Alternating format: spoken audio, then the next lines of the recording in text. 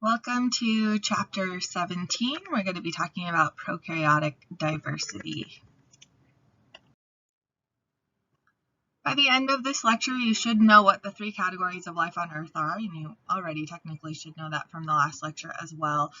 And for this one, we're going to focus more on prokaryotes. So you're going to know the characteristics of prokaryotes and where you can find them, as well as understand the difference between the two different types of prokaryotes that we see, which is bacteria and archaea. Archaea are normally the ones that we refer to as extremophiles, and these are the ones that live in really inhospitable conditions. So you're going to be able to explain how they can do that and what exactly they do in these inhospitable conditions. Okay. So again, remember Dear King Philip came over for good soup. So we start with our taxonomic system. The very highest and the most inclusive part of our taxonomic system, the very first one, is our domain. So all living things can go into one of these three domains. Remember, we're over here in eukarya, and we're going to talk about that next lecture. So this is chapter 18. But over here, we're talking about our prokaryotes. So both of these guys are prokaryotes. We have bacteria as well as archaea. Okay, and we'll talk about how they're different and how they're similar throughout this lecture. Okay, so your chapter focuses pretty heavily on something called Lost City. And Lost City was discovered somewhat recently, and it was discovered in the mid-Atlantic at about 2,600 feet. Keep in mind that's pretty deep, although the ocean does go to about 36,000 feet deep. So it's not quite as deep as you can go in the ocean, but it is deeper than most things we thought could live. So it is a very extreme and inhospitable environment, but despite that, it's home to a number of life forms. You can see, obviously, we're pretty deep in the ocean, which means that we've got pretty high pressure. We also have really high temperatures. So fluids here are usually between 80 to 100 degrees Celsius. So it can get very hot. I think the hottest temperatures recorded at hydrothermal vents are closer to 121 degrees Celsius. So keep that in mind. It can get very, very hot in some of these places, which is hotter than most things can live in. Also has very, very low oxygen here. So there is some oxygen outside of the chimney, but inside the chimney, usually there's little to no oxygen. Also have a very extreme pH. So usually they're pretty caustic. So like drain cleaner, very basic caustic, pH of 9 to 11. Remember, 7 is a neutral pH, but there are some hydrothermal vents that actually have more acidic fluids, which would be far less than 7. Okay. So there's lots of unicellular microbes that basically cover these chimneys and make it look like it's, well, it is basically moving, but you can see the internal and the external chimney surfaces are just coated with these unicellular microbes. So when they found Lost City, they named it Lost City because they were on I think it was a ship called Atlantis. So they named it after their ship.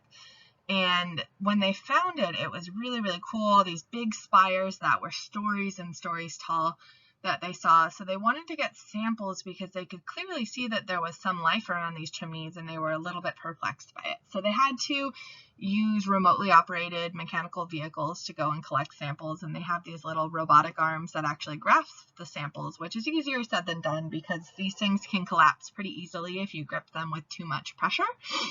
So they usually use what they refer to as a slurp gun, a very scientific term, and that actually sucks up the samples that contain these smaller organisms. And then they can go through and process these organisms up on board the ship once they bring them up. But keep in mind, these organisms or these microbes are living in places that have little to no oxygen. And they're not using energy sources that we're used to. So most organisms use oxygen as an energy source, right? Or a couple other things, but these guys use more specialized inorganic gases, basically like hydrogen or methane. So they get placed in an incubator, and they also have to be dealt with in this special bag down here that basically allows for an anaerobic environment. So no oxygen within the environment, because if they are exposed to oxygen, they can quickly die off. So once on board Atlantis, these guys examine these rock samples that they collect, and then they monitor the video feed from the robotic camera as well. So it's pretty cool, pretty high-tech stuff, and stuff that they weren't necessarily expecting at this depth or in this part of the ocean. So I'll replay this one more time so you can see it. But again, a topographic map, you can see one of the spires, which is what they're videoing right now. And again, you're seeing all that hot water coming out, or hot fluid, and you can see those microbes that are kind of being swished around with the current. That's just layers and layers of these unicellular microbes that are coating the outside of these chimneys. They're on the inside as well, but that's not really visible in that video. No, that was a short video, but... Okay, so now that we've seen some of the microbes that exist, and I'm not quite sure that the video actually played for you guys, so you guys can go back and play it or search videos of Lost City on YouTube to look at it as well. But now that we've seen some of these microbes that coat the chimneys, what exactly are they? What are prokaryotic cells in general?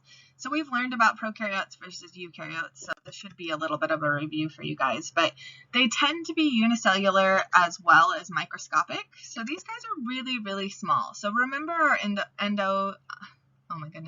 endosymbiosis hypothesis that we first talked about when we were talking about prokaryotes versus eukaryotes. And this is the idea that to form eukaryotes, these prokaryotes basically started engulfing one another. And one of the good pieces of evidence for that is that prokaryotes are about the size of a eukaryotic mitochondrion. So they're very, very small. They're about 1/10 of the size of them, about 1/10 the diameter of a human hair, and they're really only about 1 to 10 microns, which, again, if you're looking or if you're thinking about human hair, is very, very small and microscopic. Okay, so again, these guys are typically single-celled. Unlike eukaryotes, they do not have any organelles, which means that they don't have a nucleus and their DNA is just floating freely. And it tends to be a circular chromosome and usually just one. So prokaryotes tend to make up the amount of diversity and the total number of organisms that we have on Earth. And it's because they're endlessly adaptive. They can thrive just about anywhere, which you see with these archaea and these really extreme environments. And again, we have lots of different kinds of extreme environments. So we have the Lost City microbes that are living in really hot, really caustic or basic fluid. And then we have ones that were also discovered. We have about over 40,000 different types of microbes that were discovered in Oregon in these hydrothermal vents. And these ones are actually some of the acidic ones. So very, very different environments where you still have loads and loads of different types of microbes. We also have glaciers, salt lakes, intestines, miles underground, lots of pressure, lots of different places that these guys thrive and where nothing else seemingly can live. So how do we identify between bacteria and archaea? They seem very similar, and in fact they are, but how do we know what the difference is? So for prokaryotic cells, if we want to know whether it's bacteria or archaea, we can use DNA, right? So DNA is what we use to often discover differences between many different things or different species. But again, we use these sequences and we can identify and compare prokaryotic organisms. So when we're looking at Lost City, we know that these are archaea because they're mostly extremophiles, right? So they can live in hot temperatures with no oxygen, but they're also genetically distinct from bacteria. Okay? At Lost City, we also have bacteria. And again, we know this based on genetics, but also kind of based on where they live. So the Lost City bacteria actually live in mild temperatures, and they do have oxygen. So these guys are mostly outside those chimneys, while these guys are inside, sometimes outside, but oftentimes inside versus outside for the bacteria. That's one quick way to kind of understand where we're talking about bacteria versus archaea and when we're looking at these hydrothermal vents. So what are some characteristics of bacteria? What are some different examples? Again, this might be a little bit of a review for you folks because you already know some of this, but bacteria have to have a cell wall, right? Remember, that's how antibiotics work. They also have tremendous genetic diversity, which means partially that they've got quite a few differences and they're able to thrive in quite a few different places. So this is based on different nutritional needs, metabolism types, structures, as well as lifestyles. So again, with bacteria, we have autotrophs versus heterotrophs. So the autotrophs are the ones that can make their own food, right? So those are the ones that are essentially photosynthesizing, although with bacteria, they're not just using the sun as a fuel source, they can actually use inorganic gases as well. And then we have heterotrophs that rely on other organisms as a food source. So for our autotrophs in bacteria, we have mostly cyanobacteria. That's our largest group of autotrophs that we're talking about. So what are some characteristics and what are cyanobacteria? So cyanobacteria, again, are the largest group, and they're usually in oceans or freshwater, and they're exposed to rocks and soil quite often too. But they're autotrophs because they can actually photosynthesize. So these tend to be green looking, and they're actually our oldest photosynthetic organisms. So these are the first ones that started to show up. These are basically the first forms of life. We started having other prokaryotes showing up, but then this was before we started getting oxygen in our atmosphere. Then once these guys, our cyanobacteria, started showing up, then we started getting oxygen in the atmosphere to kind of allow for more life to come in. Some of them can perform what's called nitrogen fixation. So this is actually where they convert atmospheric nitrogen into a form that plants can use for growth. So if you're thinking about what air is composed of, we've got about 20% of it that is nitrogen. Or I'm sorry, 20% of it's oxygen, and about 79% of it is actually nitrogen. So they can take this 78-79% nitrogen and essentially fix it into something that they can use as an energy source. So again, not all of our autotrophs are relying on sunlight. Some of them can obtain energy from different geological sources, such as the inorganic gases that these hydrothermal vents are putting out. So sometimes it's hydrogen or methane. We have a few different kinds of heterotrophic bacteria. One of them are decomposers. So these are basically our recyclers of the bacteria world. So they can recycle trapped carbon and other elements back into the food source, essentially, or back into the food chain. We also have heterotrophic bacteria that we can use for bioremediation. So bioremediation is basically just the idea that you use these naturally occurring organisms to consume and break down environmental pollutants. So it's a way of cleaning up a polluted site, like if it had an oil spill or something to that effect. We also have fermenters. So these are probably some of them that we know pretty well because we like fermented things often, like yogurt or beer or any other kind of alcohol really. But in yogurt, the fermenter bacteria that is responsible for actually giving us that tangy taste is Lactobacillus bulgaricus. Many of these heterotrophic bacteria actually live in really close association with other organisms, and this close association is usually referred to as symbiosis. So usually symbiosis is beneficial to one, if not both parties. Again, most are beneficial. A few examples. So one is, this is probably my favorite one actually, is we have a bacteria called Vibrio fischeri, and it's bioluminescent and it lives and feeds inside of the light organs of certain species of squid. So say for example a bobtail squid, which we do have here in Hawaii, it has Vibrio fischeri in these light organs, and essentially what it does is it lights up from the bottom. So if you're a predator and you're looking up at the squid, the lights light up and it basically mimics the light that's coming from overhead. So the moonlight that's coming from overhead, it matches that, so you can actually see the animal. And when you're looking down on it, because it has that light there, it's not actually casting a shadow. So this is a good way for them to be able to essentially avoid predation in a lot of different ways. And you can see the bioluminescent bacteria on that last slide. Sorry, I skipped a little bit too early. So we have some that are symbiotic, which means that they can work together, right? And usually it's beneficial, but we also have some that are considered pathogens. A pathogen is basically any sort of disease-causing agent. And it can cause disease by producing toxins that harm their host. Not all of them necessarily produce toxins. Some of them can actually interfere with normal processes, but most of them, when we're talking about it, we're talking about the ones that produce toxins here. Okay.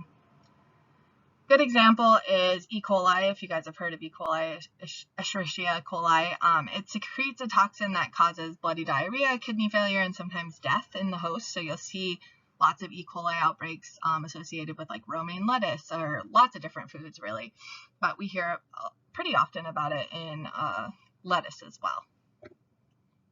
And those are little E. coli. I think they look kind of cute here actually compared to what they do on our bodies. And keep in mind, there are good versions of E. coli. Not all E. coli is bad. It's kind of like the idea that 30 to 40% of us have staph somewhere in our body or on our body, and it's not necessarily harmful. It's sort of a symbiotic relationship. It's not probably benefiting us necessarily, but it's also not really harming us. So there's a few different types of structures of bacteria, and for the most part, these are kind of how we name bacteria. So we have the spherical bacteria. These always end with cocci. Okay, so like streptococci or cocci. Streptococci is similar to strep throat, right? That's the kind of bacteria that you have if you have strep throat. There's also a different kind of cocci that can actually form plaque on your teeth, that kind of bacteria. There's staphylococci, which is what staph is essentially. Okay, then we also have these rod-shaped bacteria. These are in the form of bacilli. And then we also have different types. So we have spherical ones, or sorry, not so much spherical. We have helical forms. We have the Vibrio, like the Vibrio fischeri, enlarged rods. And then we also have spirochetes and spirillum. With the structure, they also sometimes have these other little structures on them that essentially help them to either move or to stick to different places. So some of them have these little flagella. And the little flagella here, you can see it here, and I think we've talked about it in lab before too, but they're these little tiny whip-like structures that project from the cell and basically help it move. So it can move throughout the body and sometimes wreak havoc on the body. Okay. We also have these pili, or pili. They're shorter hair-like appendages, again, that enable bacteria to adhere to a surface. So probably not something that you necessarily know or want to know, but with gonorrhea, a specific STD, the way that it works is those bacteria that are in gonorrhea have pili, and these pili stick inside the urinary tract so that when you do urinate, it doesn't actually flush out. It can stay in there, and the only way to kill it is through different antibiotics. Another way that bacteria can often protect themselves is by a capsule, which is just a sticky outer layer essentially, or a coating that surrounds the cell and kind of helps them adhere to surfaces and protects them. So again, this is kind of like the streptococcus that forms on your teeth and forms that plaque. And just like archaea, bacteria are pretty much everywhere. So we have the symbiotic ones, the ones that aren't necessarily doing anything bad, like our Vibrio fischeri that light up our squid. We have pathogenic, some that cause syphilis. We have motile ones, so these are the ones with flagellum. This is how salmonella can move throughout your body and your intestines and then cause really bad things like fevers and diarrhea. We have fermenters that we're mostly a fan of, and these guys can adhere via pili, which is also what E. coli or gonorrhea can do. We have photosynthesizers, or cyanobacteria, and then again we have some that avoid defenses via the capsule. So pneumonia is one of them as well, but all of these guys are within bacteria. So we're still on this layer of the tree. Now we're going to move on to archaea. So again, archaea, you can say archaea. I've heard it both ways. I think archaea is technically the right term, but they are very similar to bacteria, although also very different. And again, usually when we're talking about them, we're referring to them as extremophiles. It's a terrible arrow. And most of these guys are considered autotrophs, so they do make their own energy, essentially. They do lack a nucleus, but they are genetically distinct from bacteria. So we have hypothermophiles, methanogens, and halophiles, which I'll describe here in just a second. Okay, so our archaea here. We've got three different types of extremophiles that we're normally talking about. One of them are these halophiles. So these are our salt lovers. So these are the ones that prefer a home that's saturated in salt. So they're living in really high salt concentrations like the San Francisco Bay evaporation ponds, or even Salt Lake City and that Salt Lake. lots of different kinds of halophiles that are living in really, really high concentrations of salt. Okay. Our second one are referred to as methanogens. These are kind of like the ones we're seeing at Lost City. So they live in ocean hydrothermal vents, and they actually produce methane as a byproduct of its energy converting metabolic pathways. So what they're doing is they're consuming carbon dioxide and hydrogen and then producing methane as a byproduct. So this is called methanogenesis. Again, these guys are autotrophs. Methanogenesis is just the process of consuming CO2 and hydrogen and producing methane. So methanogenesis, carbon dioxide and hydrogen, and then we're yielding methane. Okay, so again, that's methanogenesis. It takes so much longer to write this out. So methanogenesis is what our methanogens can do. Okay. And last but not least, we have our hyperthermophiles. So these guys actually can grow at really high temperatures, so usually between 80 to 100 degrees Celsius, although, like I said, they have been known to get up to closer to 121 degrees Celsius. I think that's the highest temperature recorded as of recently. And you'll see these oftentimes in volcanic type springs like in Yellowstone. And these guys rely on sulfur instead of oxygen. So these guys are our sulfur loving. So we have salt loving, methane loving, and then sulfur loving here. Okay.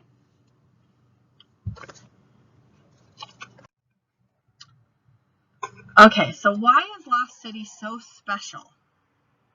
One of the reasons is, one, we didn't really expect it, right? But it can also help us understand reactions that occurred billions and billions of years ago. So remember some of the ways that we thought life on Earth started, and we did that little experiment with our primordial soup. What was in the primordial soup? Do you remember? It was essentially hydrogen, carbon dioxide, methane, all sorts of inorganic compounds. So we have this idea, right, that organic molecules are needed to build living things. But living things are generally the source of organic molecules. So it's kind of this never-ending question, which came first, the chicken or the egg? So which came first, organic compounds or living things? And this kind of gives us reason to believe that you don't necessarily need life to make organic molecules, because you have these inorganic compounds pouring out of the vent and essentially making organic compounds on their own and then reproducing or making living things as well. So in this case, you sort of have life imitating rocks. This is kind of how our first cells adopted, and as a form of metabolism, they use this chemical reaction. So they use hydrogen as an energy source to be able to convert carbon dioxide to methane. So remember, this is what we refer to as methanogenesis. And it probably is very similar to how life on Earth first started. So it's really interesting in that respect. It's also really interesting to, like, say, NASA scientists, because this is something that might be happening on other planets as well. You might have life there that doesn't necessarily fit into our definition of life, but they might be performing something closer to methanogenesis, which we do have here on Earth in really extreme conditions, like with our methanogens, or even really in hyperthermophiles or any sort of extremophile. You can kind of see this. And the way that this happens in these hydrothermal vents is you have something called serpentinization.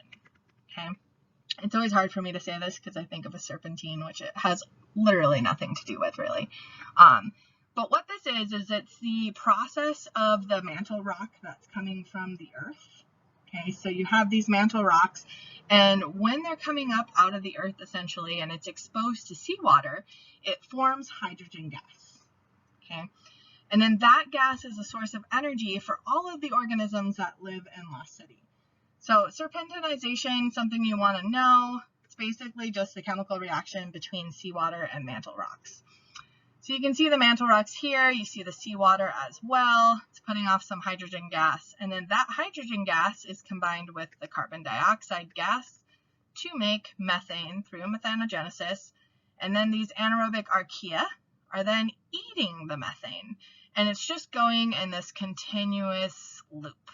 Okay, so it's pretty interesting because normally things don't do very well eating methane, but our anaerobic bacteria as well as our anaerobic archaea here really love this methane, and that's actually how they live and their basic source, essentially.